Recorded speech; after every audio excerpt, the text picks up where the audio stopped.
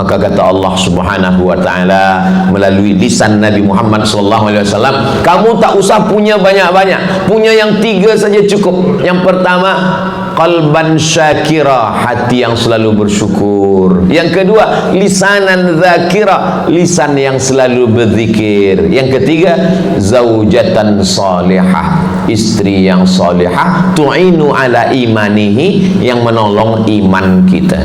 Sebab kita ni tak boleh bersendirian.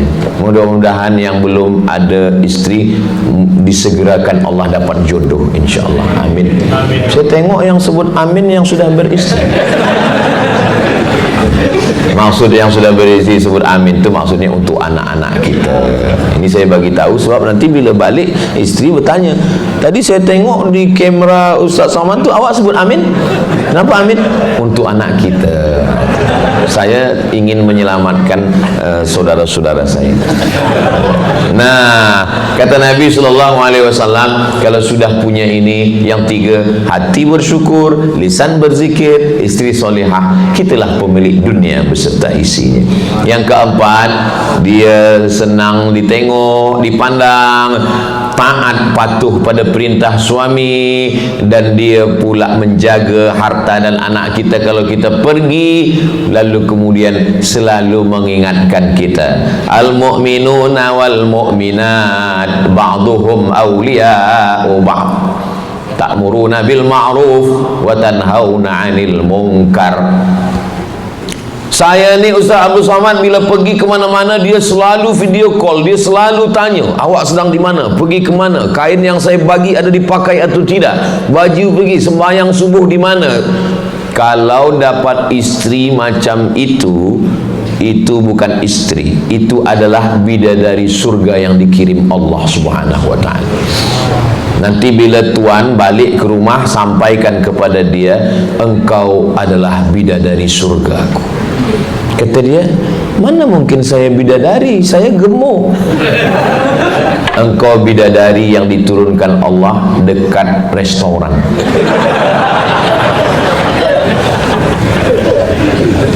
Perempuan itu selalu mengingat kata-kata yang kita ucapkan. Maka pilihlah kata yang berkesan. Kalau katanya biasa-biasa saja, dia tak ingat. Maka cuba tengok Nabi Muhammad SAW. Nabi, dia tidak kata panggil ya zaujati, itu saya zaujati biasa. Nabi tak panggil ya Aisyah, itu biasa. Tapi Nabi pilih kata yang luar biasa, ya Humaira. Kenapa dia pilih ya Humaira? Wahai engkau yang kulitnya putih kena cahaya matahari kemerah-merahan. Oh, bolehkah saya panggil istri saya ya Humaira, Ustaz? Boleh. Balik dari sini panggil ya Humaira, mana teh tarik? Tapi dia tak putih tak Ustaz, tak apa-apa, menyenangkan hati orang. Idkhalus surur, menyenangkan hati adalah pahala. Jangan terlampau jujur, ya Hajar Aswad. Menyenangkan hati. Boleh bohong dalam 3 perkara. Yang pertama, buka dalam kitab Riyadhus Shalihin, Imam Muhyiddin Zakaria Abu Yahya bin Sharaf An-Nawawi. Yang pertama, mendamaikan orang yang sedang bertikai berkelahi. Si A dengan si B berkelahi. Dia datang ke rumah saya, Ustaz Somad, tadi saya tengok si A datang ke rumah Ustaz. Iya, ada dia menceritakan tentang aib-aib saya. Satu aib pun tak ada. Maksudnya 1 tak ada, 100 ada. Sebab kalau saya katakan dia tadi menceritakan, saya namam, la yadkhulul jannata namam, tak masuk surga orang yang membawa-bawa cakap-cakap si B tentang si A disampaikan, maka berkelahi orang. Kita boleh tidak jujur dalam masalah untuk mendamaikan, islahu dzatil bain namanya. Yang kedua, berperang. Nauzubillah, kita berperang, datang tentera musuh. Ada Abdul Somad di sini, maka tuan jawab, di sini tidak ada Abdul Somad. Maksudnya Abdul Somad ada di dalam, di sini tak ada Abdul Somad. Yang ketiga, kepada istri, balik tuan dari Yogyakarta membeli Jakarta batik, sampai di Brunei Bandar Seri Begawan, ini batik abang belikan dari Jakarta. Masya Allah, batik ini seumur hidup saya belum pernah menengok batik. Maksudnya belum pernah menengok batik seburuk ini. Maka pada saat itu dia sedang bukan bohong, dia sedang membahagiakan. Tengok dalam kitab Riyadhus Shalihin. Ya, tapi untuk perkara-perkara yang lain jangan bohong.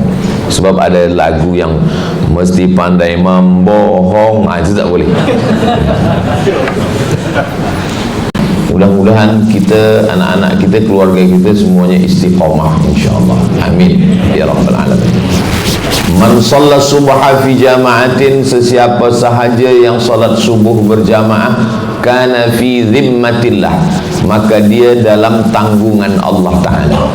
Jadi kalau kita ingin keluarga kita, anak kita dalam tanggungan Allah, maka kita salat subuh berjamaah.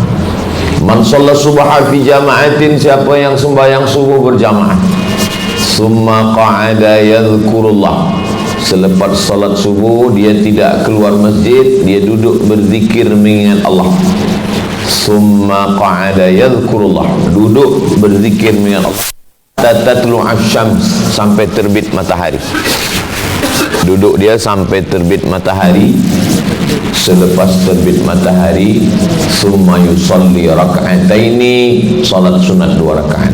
Usalli sunnatal isyraq, pakai qaf, usalli sunnatal isyraq raka'ataini lillahi ta'ala, kanat lahu ka'ajri hajjatin wa umrah, dapat pahala macam haji dan umrah.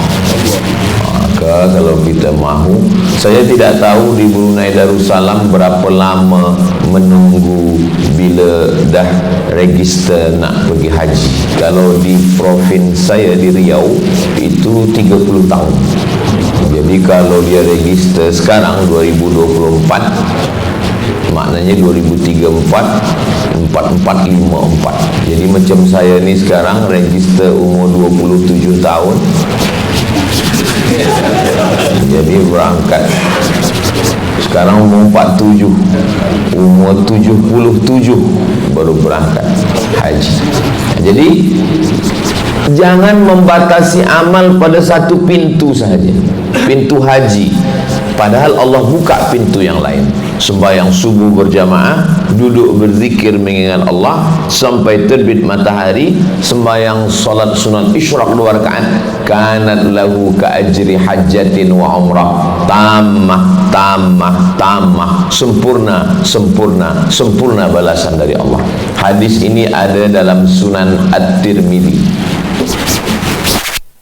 Hadis ini dhaif Ustaz, kata Imam At-Tirmidzi, Imam Abu Saurah, Imam Ibnu Saurah At-Tirmidzi, kata beliau, hadza hadithun hasan, hadithun hasan. Hadis ini hadis yang paling tinggi darjah, di bawah sahih hasan, di bawah hasan dhaif, di bawah dhaif maudhu'. Hadis maudhu' tak boleh pakai sama sekali. Contoh hadis maudhu', al-bazinjan shifaun min kulli da', terung obat dari segala penyakit.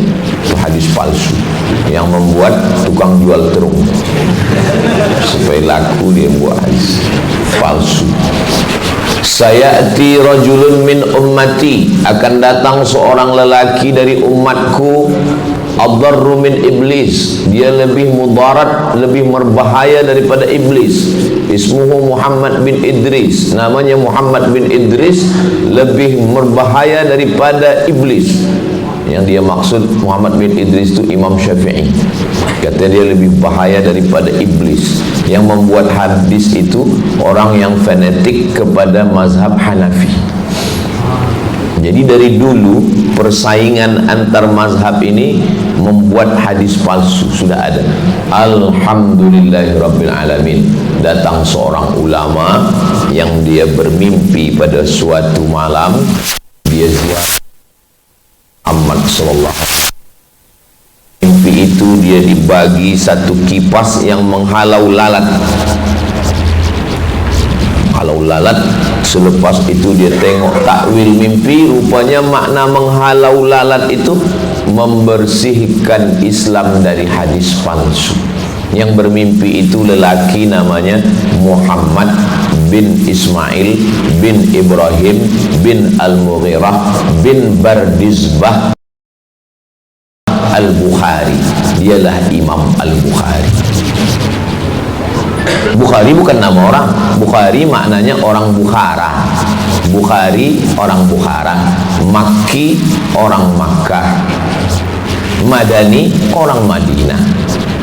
Brunei orang Brunei. Burnawi orang Brunei. Burmawi orang Burma. Jadi Bukhari bukan nama orang. Bukhari maknanya orang Bukhara, Uzbekistan. Nama dia Muhammad bin Ismail bin Ibrahim bin Al-Mughirah bin Bardizbah. Bardizbah datuk dia yang kelima yang masuk Islam, mu'allaf. Jadi dia bukan orang Arab, dia orang Persia. Jadi kalau ada orang mengatakan saya ni tidak hafal hadis Ustaz sebab saya bukan orang Arab, maka Imam Bukhari bukan orang Arab dan Imam Tirmizi pun bukan Arab. Yang meriwayatkan hadis tentang sembahyang subuh macam haji umrah ini adalah Imam At-Tirmizi. Tirmizi orang Termez, Uzbekistan, Afghanistan. Dari Uzbekistan ke Afghanistan ni, di sempadan ni ada kampung kecil namanya Termez. Tirmizi orang Termez juga.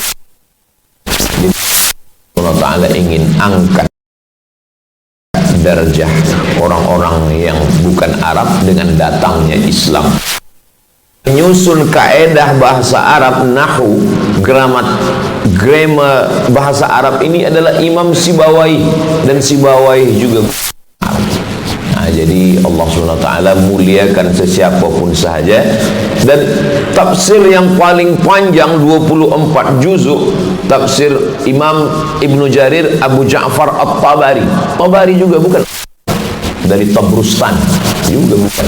Nah, ini menunjukkan la farqa bainal arabi wal ajam, tiada beza antara Arab, wala farqa bainal abyadi wal aswad, tak ada beza putih. Kullukum min Adam, semua kamu dari Adam, wa Adam min turab, dan Adam daripada tanah. Siapa yang paling mulia? Inna akramakum inda paling mulia atqakum, orang yang paling takut Allah Subhanahu wa ta'ala. Itulah yang membuat anak-anak kita, walaupun dia belajar di Kahira, belajar di Maghribi, belajar di Sudan, dia tidak merasa rendah. Tetap dia di samping kiri ada orang Arab, ada Afrika, dia tetap merasa diri dia, sebab Islam sudah mengangkat darjah dia. Saya dulu masa duduk asrama ini terbagi dua. Asrama yang sebelah kiri orang-orang putih, orang daripada Uzbekistan. Sebelah kanan dari Afrika, Burkina Faso, dari Nigeria. Nah, itu saya bersama dengan orang Afrika, sebab duduk di tengah mereka saya merasa putih. 2 tahun saya sekamar dengan ada dari Afrika.